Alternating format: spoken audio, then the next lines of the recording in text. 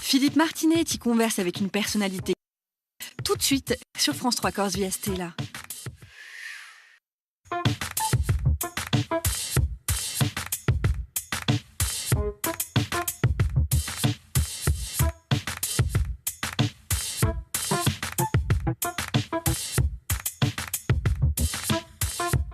Être au bon endroit au bon moment, voilà le leitmotiv de ce voyageur infatigable.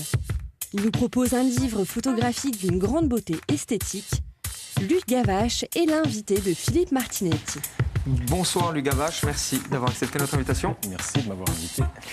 Vous publiez aux éditions Vilo le très bel ouvrage Sahara, désert des déserts, à travers plus d'une centaine de clichés. Vous explorez le désert du Sahara. C'est une véritable invitation au voyage dans l'un des plus beaux paysages du monde. Quelle fut l'origine de cet ouvrage ? Les images, première chose qui me vient à l'esprit, les images du Paris-Dakar, au départ, et Ushuaïa. Dès que j'ai vu des photos de désert, je me suis dit, ah, c'est là qu'il faut aller. Donc ça a été vraiment le facteur déclenchant, quoi. Ensuite, j'ai eu la chance pour mon premier voyage d'aller en Turquie, en Cappadoce, au centre de la Turquie, qui n'est pas vraiment le désert aussi aride que le Sahara, mais qui a déjà beaucoup de relief avec des pics, des cheminées de fées, comme ils disent. Et ça m'avait vraiment emballé au plus haut point. Et j'étais parti avec un appareil photo qu'on m'avait offert, donc j'étais très novice en la matière.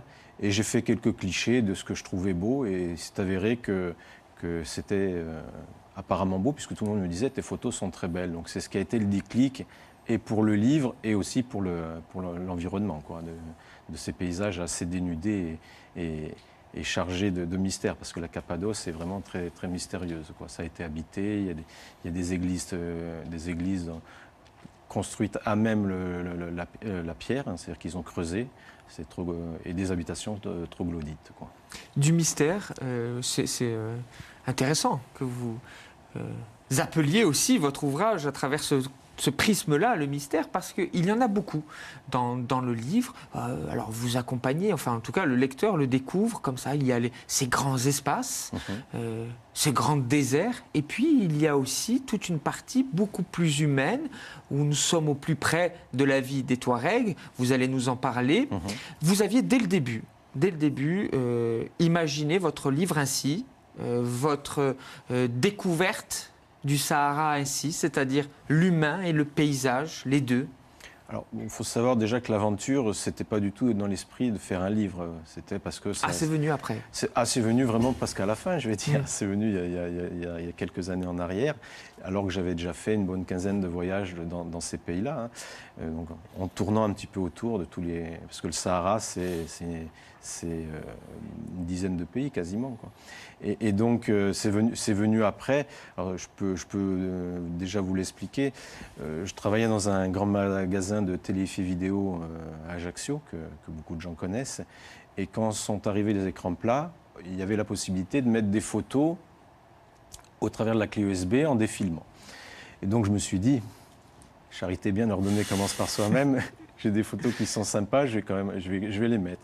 Et j'avais des photos sur le Sahara, d'autres voyages et aussi beaucoup sur la Corse. Et donc, je me suis mis à faire des mix en alternant. Et tous les gens qui tombaient sur ces images, sur ces télés, me disaient oh, « les photos sont magnifiques, fais-en quelque chose, fais-en quelque chose ». Donc, ça a germé dans mon esprit. Et à partir de là, pour la construction du livre en lui-même, j'ai rassemblé toutes mes plus belles photos, en ne me préoccupant que de l'aspect visuel. Donc j'ai trié, je me suis fait aider par un de mes collègues dans ce fameux magasin, que je salue au passage. Et en est ressorti un certain nombre de photos que j'ai regroupées par thème.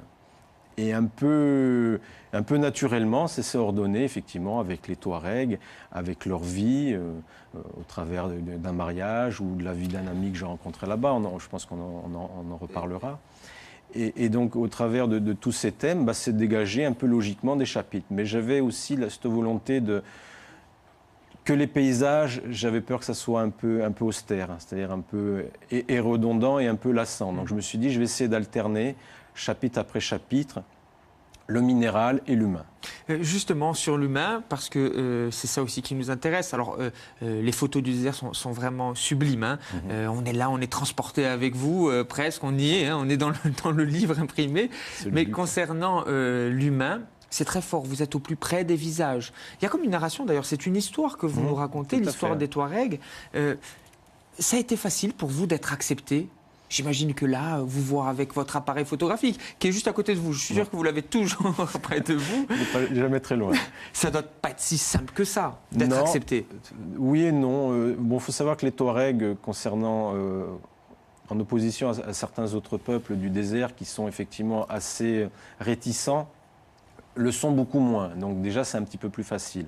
Bon, il faut savoir que j'ai rencontré, lors d'un voyage, j'ai fait une méharée dans le Sahara avec un Touareg dont je narre la vie, il s'appelle Arali.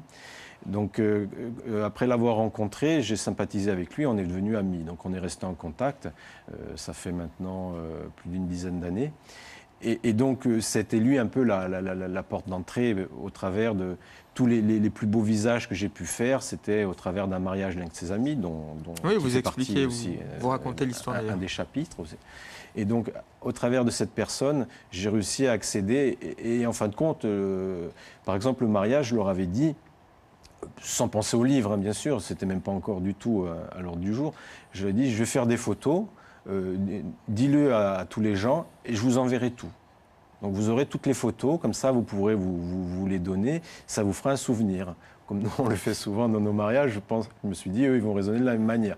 Ce qui me permet de faire des photos et ce qui, aussi, quelque part, qui est un échange, qu'eux, à l'autre bout, ils ne soient pas, je vais pas dire lésés, mais qu'ils aient quelque chose. Et bon, ils ont de suite adhéré, quoi, au contraire. Et donc, j'ai fait toutes les photos et après, je les fait en tirage papier. J'étais déjà en numérique à l'époque. Et je leur ai tout envoyé. Donc, ils ont eu toutes ces photos. Et c'est bien après que j'ai rappelé mon ami. Je dis, écoute, je projette de faire un livre. Je t'envoie les planches de tout ce que j'ai fait, avec tous les visages. Tu vois tous les gens qui sont dans ton entourage, c'est-à-dire aussi bien dans le village que dans sa famille, parce qu'il y a un autre chapitre qui lui est réservé à lui et à sa famille, qui est en brousse. C'est devenu un ami, hein, vous vous dites. Ah oui, oui, carrément. C'est vraiment devenu un ami. Petite anecdote, il a eu un petit garçon, et son deuxième prénom, c'est Luc, comme moi. Donc, en général, c'est le parrain qui porte le prénom. Et d'ailleurs, tous les droits du livre lui seront reversés à lui, sa famille, sa communauté et son village. Il y a un moment donné pour prendre une bonne photo, ou est-ce le hasard? Un peu des deux, mon capitaine, vous allez me dire. Oui, non, mais c'est vrai qu'en photo, il faut être rapide. Voilà, et il ne faut pas hésiter à en prendre, à en reprendre, parce qu'à un moment donné, ils peuvent avoir les yeux fermés et autres. Mais les Touaregs sont très, très photogéniques. Donc, à partir de là, franchement, il n'y a pas eu beaucoup de rush ou d'essais à faire. C'est des gens qui passent très bien, quoi. Donc, non... il faut en prendre, il ne faut pas hésiter. Bon, maintenant avec le numérique, c'est facile, on mitraille, et puis après on fait le tri à l'arrivée, et puis on a des perles, quoi. Donc, des perles, justement. Il y a une photo, on en parlait en off avec les techniciens de l'émission. Tous ont été surpris de cette photo. Hein. Oui, moi, le premier, quand je l'ai découvert, je voudrais qu'on la voit à la caméra, parce que c'est surréaliste, ça. Totalement. Surréaliste. Totalement. Alors, j'explique un petit peu. On était en Libye, entre les deux plus beaux lacs de Oubari, qui sont des lacs absolument magnifiques. Et on était tombé en panne de voiture. Donc, comme on était 2 4x4, un est parti chercher la pièce de rechange. Et ça faisait bien 2 heures qu'on était là en train d'attendre. Et on a vu au loin un point noir. On s'est dit, tiens, qu'est-ce que c'est un 4x4? Ça avance pas. En fin de compte, bon, ça avançait, mais très lentement. Au début, on se dit, mais il est bizarre ce 4x4. Et puis plus se rapprochait, plus on se dit, non, c'est pas un 4x4, c'est un camion. Et en fin de compte, non, c'était un bulldozer. Alors, il faut savoir, là, on ne voit pas sur la photo parce qu'elle n'est pas à 360 degrés, c'est qu'il y a des dunes tout autour à 360 degrés. C'est-à-dire qu'on est vraiment au milieu de nulle part. Et on se dit, un bulldozer là au milieu, c'est quand même très, très étonnant, quoi. Le plus étonnant, c'est quand il s'est mis à casser la dune juste à côté de nous, quoi, parce qu'on était quand même là, tranquille, zen. On imagine. Et effectivement, ça a fait beaucoup de bruit et là, on ne comprenait pas, quoi. Et après s'être renseigné, on a compris, enfin, on nous a expliqué qu'il y avait des prospecteurs de pétrole dans la région. Ouais, la modernité, la Voilà. modernité. Et ils étaient en train de casser les dunes pour permettre aux techniciens de pouvoir circuler facilement dans les différentes zones qu'ils prospectaient, quoi. Voilà. Je suppose, je présume qu'il y a d'autres anecdotes aussi savoureuses. L'instant, le moment présent, lorsque vous allez capter avec votre objectif un paysage, un moment d'émotion, parce qu'il y a beaucoup de moments d'émotion dans votre livre. C'est tout le temps à l'esprit, c'est capter l'émotion. Ah oui, oui, mais c'est un peu dans la philosophie de vie, hein. On verra peut-être tout à l'heure, on parlera peut-être d'un philosophe. L'instant présent, c'est effectivement le plus important. Alors, je mets des parenthèses parce que on est vite rattrapé par la réalité ou par la vie, mais d'être... Je sais que souvent on me dit, mais tu fais des photos, tu profites pas. Moi, l'appareil photo, je l'ai oublié. Il est là, il fait partie de moi. Je prends des photos, je dirais, presque tout le temps, dès que je bouge, dès que je voyage. Et je réfléchis plus. Il n'y a plus de réglage, il n'y a plus rien. Tout se fait naturellement. Et j'ai tendance, effectivement, à essayer de m'immerger au maximum dans ce qui se passe. C'est-à-dire, je suis à l'affût. Je suis vraiment dans le présent et en essayant de l'être le plus possible, de manière à ne rien manquer. Parce que des fois, vous vous assoupissez un petit peu. Ah, zut, trop tard. Et il y avait quelque chose d'absolument fantastique. Donc c'est un réflexe à avoir, mais après c'est un réflexe conditionné qui revient absolument tout seul et qui ne pèse plus. Vous êtes là et vous essayez d'être immergé dans ce que vous faites. Alors bon, ça peut être le Sahara, mais ça peut être d'autres pays, hein. J'essaye de voyager. Là, je reviens. Oui, vous êtes même un voyageur, un grand voyageur. Hein. Chaque fois, vous nous revenez avec des Là, je des reviens photos. de Chine et où, il y a 2 ans, j'étais au Vietnam. Bon, c'est aussi des moments où j'essaye de m'immerger au maximum pour essayer d'en prendre le maximum, plein les yeux, et puis d'essayer de comprendre dans ces différents pays, quoi. Hormis la partie sur le mariage, ce moment important, particulier pour les Touaregs, parce qu'on ne peut pas aussi voir les mariés. C'est très étonnant. C'est très très étonnant. Est-ce qu'il y a un autre moment, une autre photo, un autre cliché qui vous a particulièrement ému, touché ? Oui, il y en a une particulièrement, c'est la maman de mon ami Arali qui est sur... On peut peut-être la montrer. Je vous en prie, si vous la trouvez. Je crois que c'est page 93. Qui est là, qui promène avec... Qui est là, prête à partir. C'est-à-dire que c'est... Voilà, c'est celle-ci. Je vais la montrer. Voilà, sur la page de droite. Celle-ci. Voilà, celle-ci. Donc c'est la maman de mon ami qui se trouve, lui, en haut sur la page de gauche. Et là, l'ami. Et cette photo... où elle est très chargée en émotions pour moi, parce que c'était le moment, ça faisait 2 jours qu'on était chez ces gens-là, en immersion totale. Eux-mêmes nous ont dit qu'ici, des Blancs, ils n'en voyaient jamais. Peut-être les derniers, c'était la décolonisation dans les années 60, donc ça remonte vraiment très loin. Eux, ce sont des purs nomades qui ne quittent jamais, ou quasiment jamais, sauf pour des raisons médicales, leur lieu de pâturage. Et on était avec eux depuis 2 jours et il s'avérait que c'était le moment où ils changeaient de pâturage parce que l'herbe commençait à se faire rare. Et donc, on a assisté à tout le démontage de leur campement, ce qui permet d'être dans leur intimité, en fin de compte, parce que tout leur bien, tout est là, avec des sacs, avec des différents... quelques malles, enfin... Donc, à partir de ce moment-là, ils ont commencé à tout déballer et tout remballer, en fin de compte, et à charger leurs ânes. Et ça, c'est le moment où on s'est dit au revoir, où ils partaient pour transhumer dans une zone. Donc, ils allaient marcher certainement toute la journée.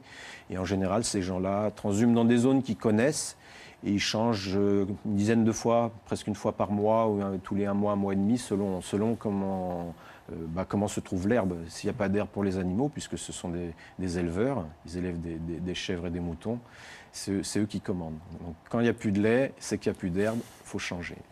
Sahara, désert des déserts, texte et photographie de Luc Gavache aux éditions Vilo. pour découvrir des paysages hors normes presque, Luc Gavache, et également beaucoup d'émotions dans vos clichés.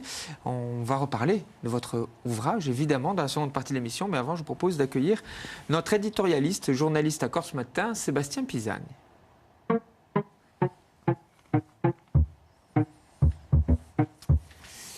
Bonsoir Sébastien. Bonsoir Philippe. Bonsoir. Luc, je vous écoutais parler. C'est vrai que les rencontres humaines occupent une place importante dans ce livre. Est-ce qu'à travers ces rencontres aussi, l'art ou la culture fait son apparition, à travers le chant, la musique, les contes, enfin, je veux dire, c'est quelque chose de prégnant dans ces voyages? Chez les Touaregs, beaucoup, oui, tout à fait. Et notamment, bon, là, moi, je les ai vus au travers des mariages, parce que bon, il y a beaucoup de chants, on voit certaines photos, on les voit en train de jouer le tambour traditionnel et de chanter. Alors, c'est des chants qui sont assez prenants. C'est assez, on va dire, lancinant. Ça change très lentement, mais c'est très, très prenant. Et moi, je sais que j'ai beaucoup de souvenirs et ça, malheureusement, la photo ne le laisse pas transparaître, mais une caméra vidéo aurait été bienvenue, effectivement. Et aussi pendant les veillées. Il y a beaucoup d'histoires. Alors c'est vrai qu'eux, c'est plutôt dans leur langue maternelle, qui est le tamatchek, la langue des Touaregs. Bon, ils nous le transcrivent en français, mais c'est pas pareil, parce que on l'entend bien, la musicalité du poème est vraiment très très belle. On comprend pas le sens, donc après il y a la traduction, mais ça tombe pas exactement pareil. Mais c'est vrai qu'ils ont une culture très très forte. Ils sont très très fiers de leur culture, et c'est pas des gens qui aiment s'expatrier. Il y a assez peu de Touaregs. Alors ils viennent, ils sont contents de venir. Mon ami Arali est venu plusieurs fois en France. Il est content de découvrir, mais c'est pas quelqu'un ils veulent rentrer chez eux, quoi. Fut un temps, on avait accorté un Touareg qui est venu nous 2 fois dans une médiathèque, qui venait justement raconter des contes. Tout à fait. Ah oui, c'est très très riche. Vous avez une tablette numérique devant vous. Je vais vous demander de la prendre et de nous lire la citation. Ce très grand photographe. Une photographie est un secret sur un secret. Plus elle vous en dit, moins vous en saurez. Diane Arbus. Alors, est-ce que ce secret du Sahara, ce secret des Touaregs, justement, vous avez essayé, ou du moins un petit peu réussi à le percer? Est-ce qu'on y arrive un peu? Oui, peut-être, mais c'est vrai que c'est tellement vrai, peut-être pour le désert, qui est toujours assez mystérieux oui, et n'importe quelle photo, que ce soit des paysages ou des gens, il y a toujours, même moi qui les connais, ces photos qui les ai faites, souvent quand je les regarde avec plus d'attention, parce que des fois ça va un peu vite, et il y a des choses que je n'avais pas vues, que je n'avais pas comprises, et c'est vrai que ça amène des questions, quoi, à chaque fois. Non, Au-delà de l'art photographique, on sent bien, Sébastien, que vous avez tissé un lien particulier. Ah, je l'ai fait avec mes tripes, oui, ce livre. C'est du vécu. J'ai fait avec ce que je ressentais, parce que je ne suis pas de l'écriture. Bon, la photo peut-être un petit peu, parce que je suis venu à partir de ça. Je suis parti de la photo, et après il a fallu pondre des textes. Donc bon, quand on a la passion, c'est vrai que ça ouvre. Et puis il y a un côté photoreporter. Oui, tout à fait. Il y a une narration comme ça, très visuelle, très forte. Et il y a un côté photoreporter. On est là embarqué avec vous. C'était le but, c'était le but de faire partager. J'ai un ami qui l'a lu, il m'a dit, il y a une notion de partage, donc il connaît un peu ces voyages-là, on en a fait ensemble.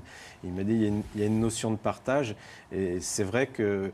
Mais bon, je l'ai fait avec ce que je ressentais, donc après, j'ai pas trop calculé, dire je pourrais le faire autrement. La spontanéité qui a prévalu. Je crois que c'est un peu ça. On a tendance à dire au feeling, bon, c'est pas un terme français certes, mais c'est vrai que comme ça vient au ressenti, quoi. Et vous dites vous, au bon endroit, au bon moment. Souvent, c'est l'expression que vous utilisez. Ça, c'est l'homme qui tombe à pic. Oui, tout à fait. Justement, le partage. C'est le moment d'évoquer votre conseil mais un en particulier, Luc Gavache, conseil de lecture, un moment de partage. Je vais le montrer à la caméra. Vous y teniez, et il a vécu, il est jauni cet ouvrage. C'est comme ça qu'on les aime dans cette émission. C'est un peu ma Bible, donc je l'ai prêté, je l'ai beaucoup lu. Alors parlez-nous de cet ouvrage. C'est un philosophe indien qui est mort en 1986. Il avait un peu plus de 90 ans. Et qui est né en Inde et qui a grandi en partie en Angleterre, qui a vécu en France et aux États-Unis. Donc, qui connaît très bien les deux cultures, qu'elles soient occidentales et orientales. Il faut savoir que j'ai beaucoup aimé les philosophies orientales. Dans ma jeunesse, je lisais beaucoup de ces livres-là, le taoïsme, le bouddhisme zen, le bouddhisme tout court.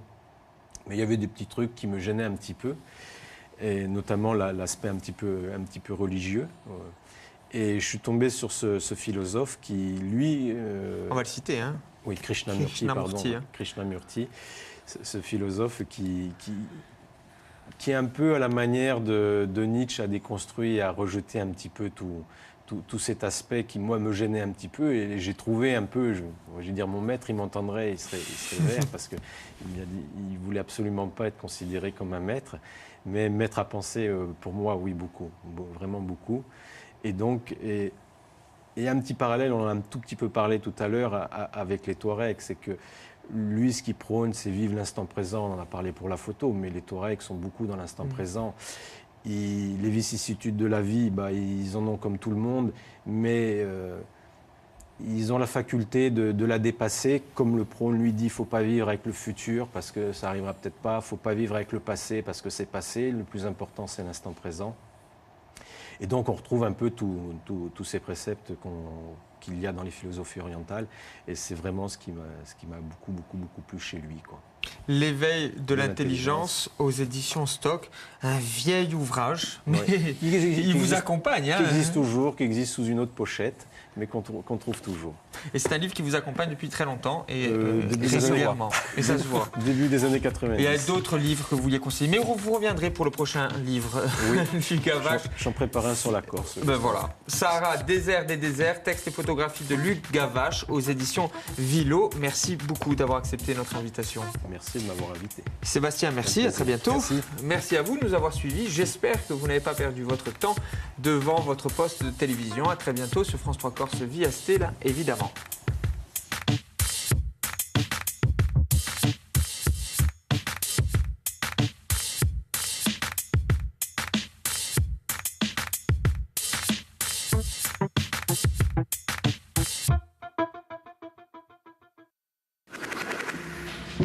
Regardez d'un peu plus près pour découvrir ce qui se cache derrière les apparences. Dans Galerie, tout de suite sur France 3 Corse via Stella.